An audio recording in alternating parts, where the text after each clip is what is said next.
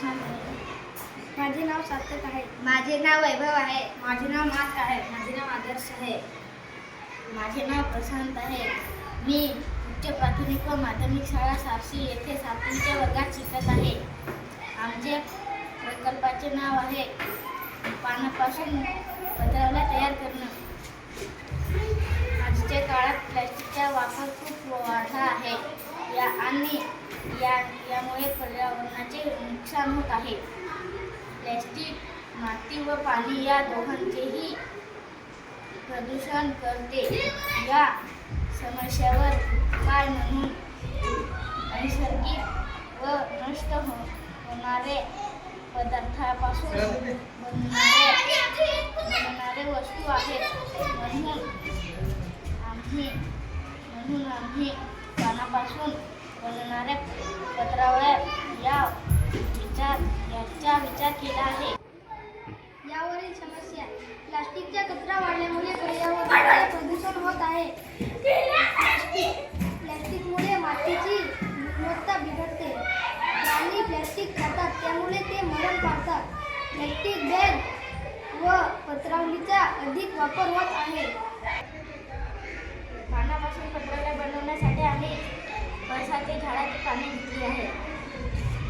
पानापासून पत्रावळी बनवण्यासाठी पानाची अशी रचना करून घ्यायची आहे. रचना करून झाल्यानंतर पानाचे पान काळेही शिवून घ्यायचे आहे.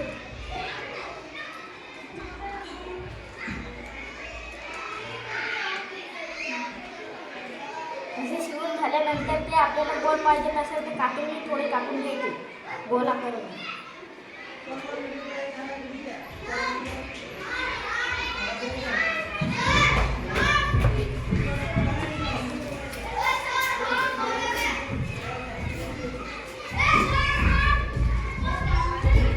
असे झाल्यानंतर अशी पत्रावळी आपल्याला बनवता येते.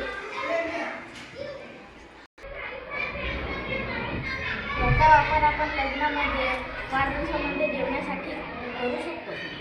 या पत्रावळीचा फायदा: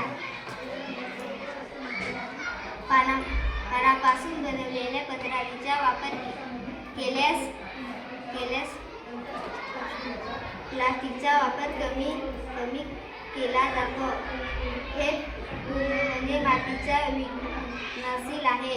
खेडेगावात आपण राहतो त्या ठिकाणी उपलब्ध असणाऱ्या पानापासून हे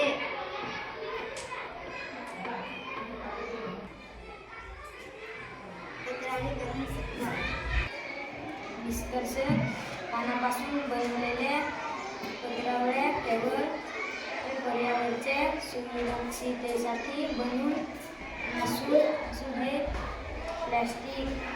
प्लॅस्टिकपासून होणारे प्रदूषण कमी करण्याकडे एक पाऊल आहे.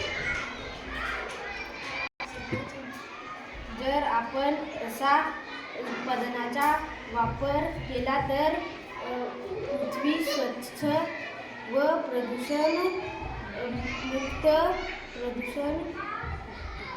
होण्यास मदत होईल. यामुळे खेडेगावात राहणाऱ्या लोकांना रोजगार मिळेल.